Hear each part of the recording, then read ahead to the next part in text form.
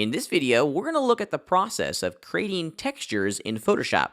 And most importantly, this video is going to outline the process and the steps that we're going to need to employ to get a lot of materials and elements out of Modo and then into Photoshop correctly. So let's take a look at what I have here. Just a very quick model of a simple kind of day bed. Here's the item over here in my item list, and I've already gone ahead and created all the UV maps for this item. Let's check them out. So there's my UV maps, created with love here in Modo, and I spent a lot of time trying to make sure that they're very clean, distortion-free, and ready to go over into Photoshop. So the first thing that we need to do is that we need to get this UV map out so we can use it as kind of a, it's kind of like a really fancy coloring book, if you will, over in Photoshop. Don't paint outside the lines type of things. So let's get this thing out of Modo and into Photoshop. First and foremost, when exporting UVs, we have to make sure that the item is selected, mine selected, and the UV map itself. By selecting both of these elements, we're focusing Modo on what we need to export. Once those are selected, we can go to the top of the screen where it says Texture and select Export UVs to EPS. So let's navigate. Here's my project directory. Now, I kind of get geeky with this, and I get really specific when I'm creating my naming conventions. I put everything that's going to be texture related in the Textures folder. There's my project file for the model. Here's the texture stuff. Now, I take this one step further, and I add a new folder in here called Sources. Now, the elements that are going to be saved in our Sources folder are going to be all of the original elements that I use to make this texture file. So all the baked images, all the images that I take off the web, and especially my UV map itself. Now, the reason I do this is to help me keep track of all the elements that I used to make this file, just in case I need to go back and change something or add it or maybe make a change. I have the originals pretty easily organized. One other thing that I try to do when exporting my UV maps is that I try to make sure I append the file name with UVs or something that just visually reminds us that this is a UV map, okay? So I always add UVs. Let's hit save and jump over into Photoshop real fast. Here we go. So let's create a new Photoshop document. Now, there's a couple ways you could do it. You could do File New. That's fine. But what I like to do is File Open. And we're going to open up, there it is, we're going to open up that EPS file, the actual UV map that we saved from Modo.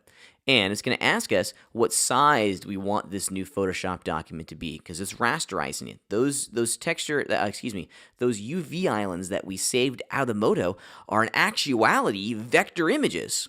Well, we're going to be creating a bitmap image, so we got to rasterize it down.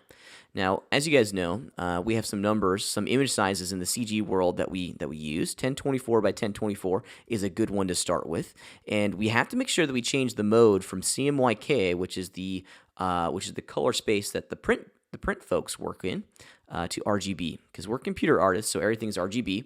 And then we'll hit OK.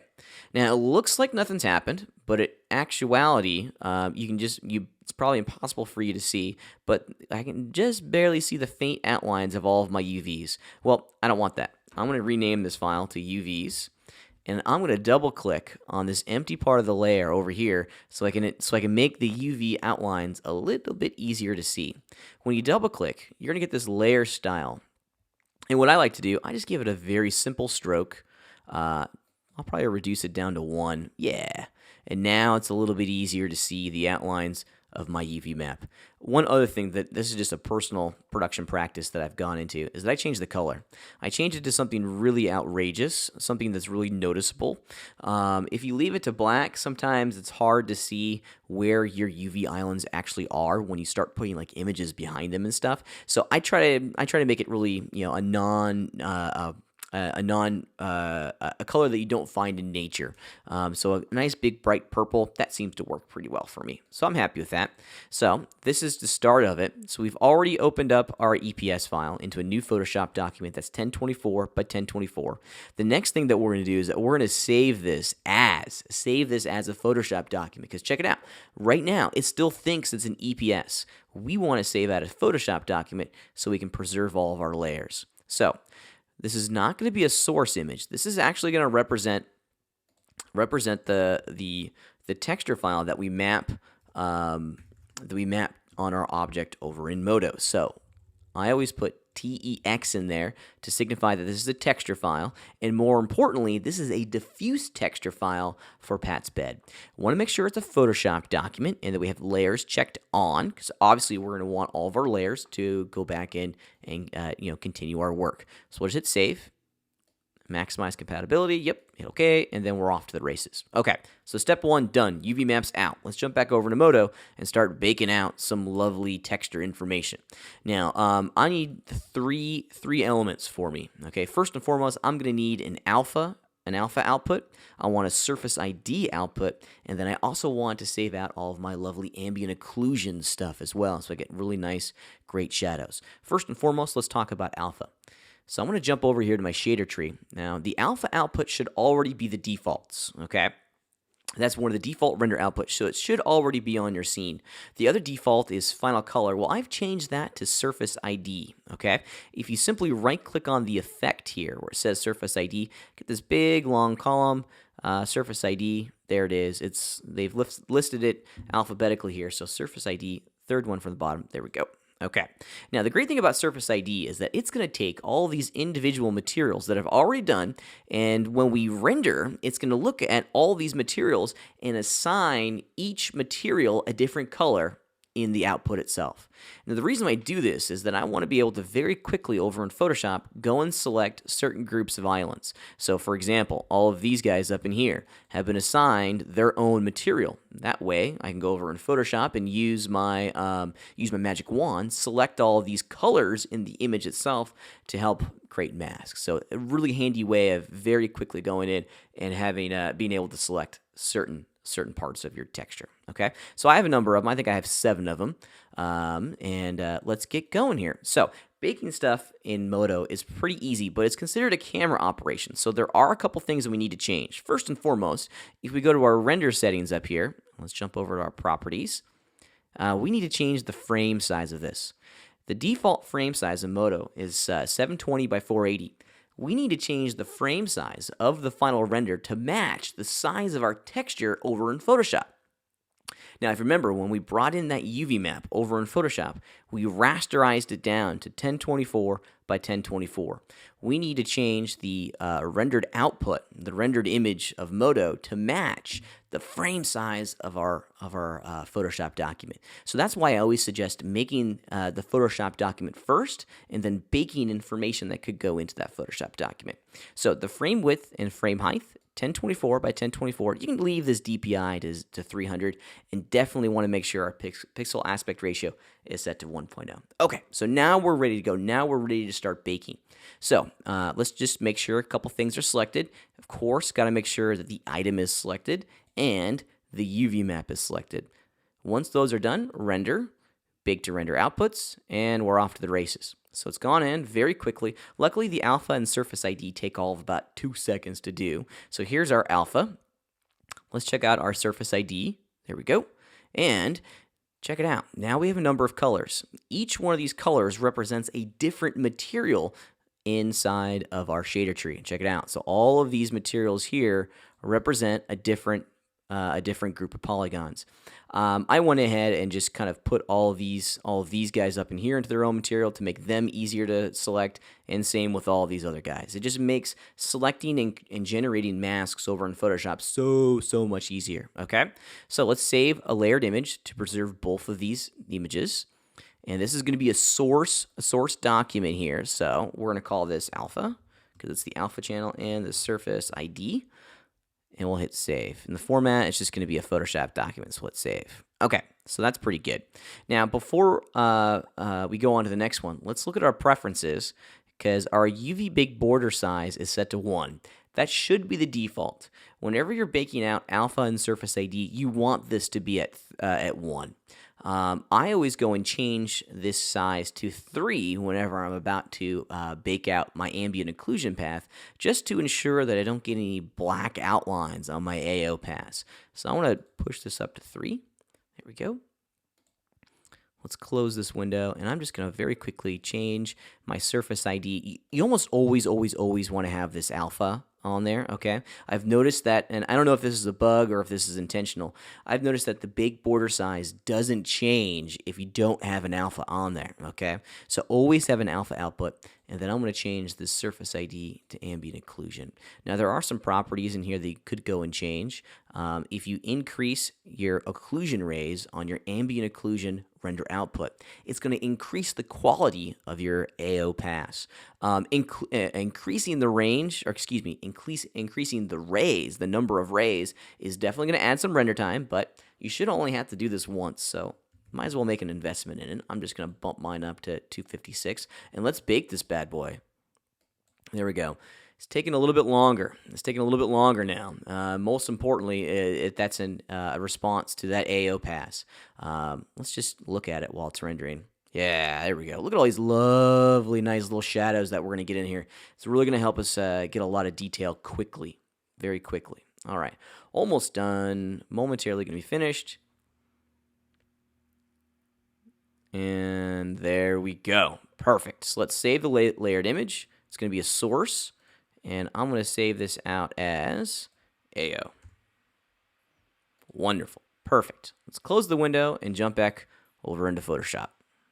Okay, so now that we have all of our elements baked out of Modo, we're ready to go. We have our alpha channel, we have our surface ID, we have our AO. So let's bring them all back into this one master Photoshop document and set up our texture so we can begin getting ready to establish what the final look of this texture map is going to be. So first and foremost, let's start bringing in some of those baked elements. So there's a couple ways we can import new stuff into Photoshop. I'm going to go File, Open, and then navigate to where I've stored my stuff. So here's my texture directory. And let's start with my alpha channel, my surface ID. So now there are a number of different ways that we can combine Photoshop layers from one document into another. I'm going to show you my tried and true way. It's super easy. If you so this is the baked stuff that we got from Modo. Over here in my layers palette, if you hold down the shift key and then left click and drag this layer from the palette over into our texture image Photoshop document and let go, it's automatically going to place and import just that layer from the other document. We're going to do it once more. So I'm back in the Photoshop document that I baked from Modo, and I'm going to combine my surface ID output while holding down the shift key into my texture image Photoshop document. I'm done with the one that we baked, so we can get rid of it. Let's do it one more time. File, Open, because we need to import in all that lovely AO stuff. So there it is. Now, we don't need to get the alpha information because we've already imported that in from the earlier baked image. But what we're after is this bad boy right here. This is the one that we really want to spend the most time, energy, and money on. So we're just going to shift-click it into our new Photoshop document, and we're done. Okay, so mission accomplished. Let's start working with this thing. Okay, all right, so sorry about that. Here we go. All right, so how do we work with all these layers? Well, we're going to focus our attention on the surface ID pass for the moment. I mentioned earlier that the surface ID pass is really purpose-built for creating selections that we then can turn into masks, because we want to be able to drag a whole bunch of photographs in here, some texture files of wood and maybe a bedding, some sort of fabric for the bed. And we want to be able to use these efficiently in Photoshop. The best way to do that? With masks, absolutely, hands down. So we need to generate masks for all of these separate UV islands. The surface ID allows us to logically group like components on the model over in Modo with these colors. So all of these colors up in here are just going to be one group, and then all of these guys in here are going to be another. So I'm using the magic wand tool. It's super easy. You just click on the image itself, and it's going to select all of those colors. Now I was holding down the shift key in between those, and I'm just going to visually inspect. Yep, looks like we got them all. I'm happy with that. Double click on the hand to go back to full screen, and now we can begin generating some alpha channels with this selection. Now, generating alpha channels in Photoshop is really easy, but it does require us to go over to the channels palette right here. I've already gone ahead and created 7 alpha channels for us, and we're going to start with this first one called bedposts. Now, it's in your best interest, trust me on this, it's in your best interest to name all of your alpha channels by what they are on the actual model. So on the bedposts alpha channel, I'm going to edit, fill the selection with white. There we go. and that's what you get. So mission accomplished, pretty easy. I want to show you a faster way of doing that because going up to the edit fill can be a little bit of a process. So here, this is really fast with Surface ID. So we go back to RGB, and with the magic wand, we'll just select that one. Go to this one. This one is the bed rails. So let's give it a name. There we go. And instead of going edit, fill with white, check it out. Notice that our background color right now is set to white, which is this one right there. If you hold down the command key and hit the backspace, it's going to fill your selection with the background color. So we'll deselect by hitting Command D and then continue on our merry way. So we did the bed rails. I know that the yellow one in here, this one, is going to be the bed itself. Command backspace to fill it, and then rinse and repeat until we're all the way done. This is the bottom of the bed. Bottom of the bed. Command backspace to fill it with white, and we're on our way. A couple more. So these are the headboards and the footboards. So we'll just do that. Footboards. We'll do head, foot, and headboards. There we go. Command backspace to fill it. Command D to deselect. Now, I kind of jumped ahead here a little bit just for brevity, and I made a whole bunch of these already. If you don't have any of your alpha channels, it's just this button right here. So if I click on this button, see how it just creates a new empty alpha channel? So that's a fast, easy way of making a number of these. So let's just very quickly, this is the pillow, so we'll just do P-I-L-O, pillow, Command backspace, and last but certainly not least, these are the pieces of these are the boards on the bottom of the bed. There we go, and we'll fill it with that. Okay, so mission accomplished. So we're actually done with the Surface ID pass. We don't need it anymore. It's served its function. So if you want, you absolutely could keep it around. I'm just going to trash mine because it's kind of no longer important. While we're here, I am going to take my alpha output and once again, back over into my channels palette. Now, we got to make sure everything else is off in order for this to work. When you're working inside the channels palette, you want to isolate the layer that you want to make into an alpha. Otherwise, it's just not going to work. It's going to the Photoshop is going to start pulling in information from other layers. We just want to grab the black and white transparency information from the alpha. So, if you hold down the Command key and hover over any one of these thumbnails, it's going to load those black and white pixels as a selection, and that's what we want because we want to make an alpha channel, and we can just fill it with black or fill it with white, excuse me. And so this is Pat's Bed Alpha. Okay, there we go. I like that. That's a good name for all this. And then once again, we're done with this, so we can trash it. The idea of working with the Surface ID and the alpha outputs is to generate mask information from it. Once we've generated all of those masks over here in our channels, we're done with those two layers. They'll always be here, and they will always be preserved in our channels palette. And so this is the ultimate goal of all of this. Okay. So let's talk about how we're going to work with our ambient occlusion.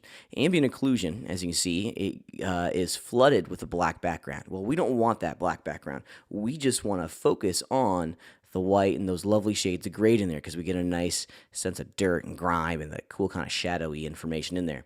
So let's talk about how we're going to generate our first mask. This is where all of those channels come in. So over in my channels palette, way down here at the bottom where it says Pat's Bed Alpha, I want to hold down the Command key, on my keyboard and click on the thumbnail, and it's going to load all of those shapes as a selection. With that selection activated, we can go back to our layers palette, click on our ambient occlusion pass, and then we're going to use the selection that we generated from way down over here in our channels. We're going to use that as a mask on our AO. So to create a layer mask, it's really easy. Down at the bottom of your layers palette, it's this button right here. Just click on it, boom. Check it out. So we haven't deleted those black pixels in the background. We've simply just turned them off. We've disabled their visibility on that layer through the mask. And the product of this is lovely, perfect outlines that completely matches all of our UVs. So let's just turn them on. Wonderful. That's exactly what we were looking for, and we're getting some really quite stunning results. So I'm very pleased with that. So let's bring in a couple more layers here, and I think highlight the workflow that we're going to adopt. So I have some wood texture sitting here on my desktop. I'm just going to open them up real fast. There we go. And I'm going to take this background layer and just place it in my Photoshop document. We're done with this guy, so we can get rid of him. Now this is going to be, this is going to be the one of the images that I'm going to use for all the bedposts. It's way too big. Whenever I'm using textures or photographs as part of my texture, I want to spend a lot of time kind of analyzing the detail of the image and trying to match it with the size, proportion, and scale of the object that I'm mapping it onto. So for this particular image, it's way too big. So we're just going to do free transform, okay? Edit free transform, Command T, an excellent one to commit to memory because you're going to be using it quite often. When we do Command T, we get these lovely little boxes. We get a bounding box around the layer, and I'm just going to hold down the Shift key and resize this until I think it's kind of close to the size that I'm looking for. Yeah, somewhere right around in there. Another thing that we have to pay really close attention to, especially when using wood, is grain pattern. Grain pattern. These bedposts, I spent a lot of time over in Modo making sure that all of my UV islands on my map were orientated correctly to make it easier to work in Photoshop. The tops of all of these UV islands represents the tops of all of the actual bedposts. So I want to make sure that my wood grain pattern matches the orientation of the object. This is the orientation of the object in the computer, or over in Modo, excuse me. So I want to make sure my wood grain pattern matches. So I'm gonna do something maybe like this. Yeah, wonderful, looks good. I'll hit the check mark to confirm it. And this really, herein lies the power of having all of those masks. Because I'm using just a very big, solid texture here, without those masks, I'd have to go in and use, I don't know, the pen tool or the lasso or even the polygonal lasso tool to go in and make a selection. But we have all that stuff saved from Modo. So back to channels, hold on the Command key on the bedposts alpha channel that we created.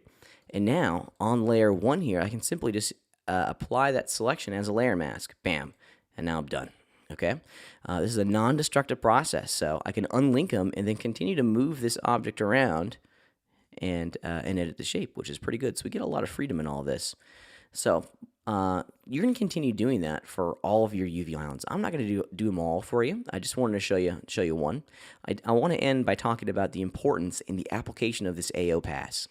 This AO pass is going to give us some really great shadows and this nice indication of dirt and grime and kind of just build up along the edges of our meshes and models. It's a fast way to get a lot of production value and a lot of detail, but its placement inside of our layers stack here is important. We definitely don't want it at the bottom. We want it kind of right up here at the top, okay? But check it out. The moment I moved it above my wood grain, so it is completely blocking my wood grain pattern here. With the AO pass, we're going to use a blend mode. If we change our blend modes, which are found right here, notice that the layer is selected. If we change it to multiply, it's going to make all the white pixels, or the pixels that are above 50% gray, transparent. And we have all of this stuff in here, all of this stuff in here, all of this stuff in here. They're going to go transparent. And it's going to blend that layer with the layer below it, which in our case just happens to be the wood grain. So check it out. Bam. So look at it up here. Now we're getting that lovely indication. Yeah, getting all this lovely indication of shadows, a little grime buildup. It's just, it's a great way to add instant production value to all of your parts and pieces. Using this masking system instead of Photoshop really is, in my opinion, the best way to do it. We can very easily continue to add layers, add grime layers here in Photoshop while never having to worry about those layers influencing other parts of our mesh and model. So it really is the ideal workflow that I've come across. It makes my life as an artist just a whole lot faster and a whole lot easier. So I can't recommend it enough. So this is kind of the end of the setup phase. As you can see from what I have here, there's a tremendous amount of work that we still need to put into this texture file before we can call it done. But those are the basic building blocks. That's how we get everything out of Modo and into Photoshop and start to work with it and start making our textures here in Photoshop.